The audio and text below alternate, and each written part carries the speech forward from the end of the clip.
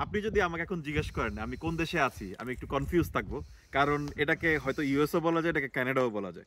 এই যে আমরা যে রাস্তাটা দেখতে পাচ্ছি, এটা আসলে একটা কানাডার রাস্তা। কিন্তু এই কানাডার রাস্তাটাই আসলে হচ্ছে কানাডার বর্ডার ইউএস এর সাথে।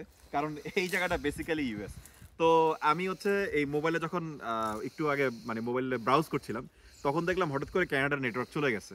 আবার একটু পরে আবার যখন এদিকে আসে, এবার দিকে আবার নেটওয়ার্কটা চলে আসতেছে, সো আপ ডাউন করে। আমি যদি একবারে পিছনে দেখি, ওই যে পাহাড় দেখা যাচ্ছে, এই পাহাড়ের মধ্যে দেখবেন মাঝখানে এই পাশে হচ্ছে গাছ নাই, আর এই পাশে হচ্ছে গাছ আছে। তো এই গাছ যে আছে এটা কিন্তু আসলে কানাডার অংশ, এবং গাছ যে নাই এটা আসলে ইউএস এর অংশ। তো এরকম একটা ভিজিবল বর্ডার দেখা যাচ্ছে, এবং এখানে আমি কোনো ফেন্সও দেখতে পাচ্ছি না।